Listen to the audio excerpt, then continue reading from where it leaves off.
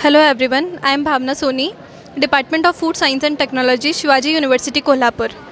मैं आपको एक इंटरेस्टिंग फैक्ट बताऊंगी अभी, जो है मोर विटामिन मोर हेल्थ।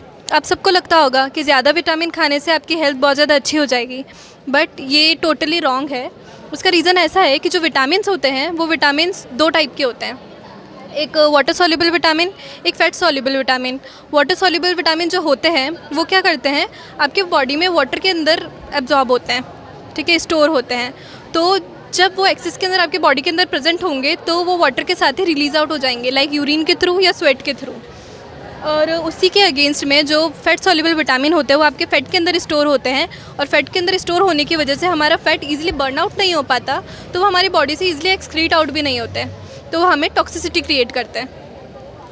अब बट इसका मतलब ये बिल्कुल नहीं है कि आप वाटर सॉल्युबल जो विटामिन्स होते हैं उनको ईजिली आप कंज्यूम कर सकते हो, क्योंकि वो रिलीज़ आउट हो जाते हैं। क्योंकि जैसे वाटर सॉल्युबल विटामिन, जैसे कि विटामिन बी कॉम्प्लेक्स और विटामिन सी, अगर आप विटामिन सी आपके बॉडी के अंदर एक्सेस के अंदर होता है तो क्या होता है, जब वो बॉडी के अंदर जाता है तो वो ऑक्सीलेट के अंदर ब्रेक डाउन होता है। ऑक्सीलेट में ब्रेक डाउन होने के बाद वो हमारी बॉडी में प्रेजेंट कैल्शियम के साथ एक मिलकर कैल्शियम ऑक्सीलेट का फॉर्मेशन करते हैं, जो कि किडनी स्टोन कहलाता है, और उससे आपको किडनी स्टोन का प्रॉब्लम हो सकता है।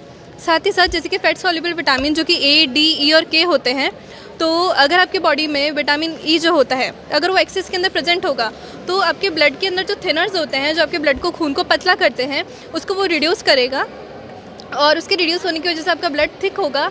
थिक होने की वजह से आपको ब्लड क्लॉट का फॉर्मेशन हो सकता है आपकी बॉडी के अंदर।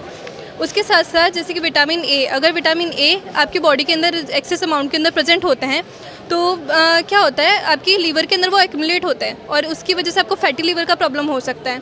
साथ ही साथ आपकी बोन्स भी वीक हो सकती है और आपको हेडेक का प्रॉब्लम भी हो सकता है। और विटामिन डी, अगर विटामिन डी आपकी बॉडी में बहुत ज़्यादा मात्रा के अंदर होगा तो आपको किडनी फेलियर का सामना करना पड़ सकता है। विटामिन ई की वजह से आपको थायराइड की प्रॉब्लम हो सकती है, और ब्लीडिंग जो होती है उसका रिस्क भी आपको बढ़ सकता है। तो आपको ऐसी वेरियस प्रॉब्लम हो सकती है अगर आप विटामिन एक्सेस के अंदर कंज्यूम करेंगे। प्लस अगर आप विटामिन की डेफिशिएंसी आप में हुई तो भी आपकी बॉडी के अंदर प्रॉब्लम कॉज हो सकता है। तो ऐसा करिए, अगर आपको खुद से खुद को रिकमेंड करना है तो आप बैलेंस डाइट रिकमेंड कर सकते हैं। बट अभी के टाइम पे क्या होता है कि हम कोई भी प्रॉब्लम हुई, जैसे कि आपको हेयर लॉस हुआ, ठीक है, या आई विजन में प्रॉब्लम हुआ, तो हम नेट पे जाएंगे, सर्च करेंगे कि कौन से विटामिन की वजह से वो प्रॉब्लम है, और उस मेडिसिन को, जैसे कि विटामिन ई के कैप्सूल, मल्टीविटामिन टैबलेट जो मार्केट के अंदर ईजिली अवेलेबल हो रही है, तो हम सेल्फ रिकमेंड खुद को करके हम उसको कंज्यूम करते हैं। बट वो टोटली गलत है, क्योंकि अगर वो प्रॉब्लम उस विटामिन की वजह से आपको नहीं हुई तो क्या होगा, उस विटामिन का जो एक्सेसिव इंटेक आप कर रहे हैं उसकी वजह से आपको हार्मफुल इफ़ेक्ट्स झेलने पड़ेंगे उसके। तो हमेशा ध्यान रखिए कि विटामिन्स लीजिए, बट इन बैलेंस्ड वे।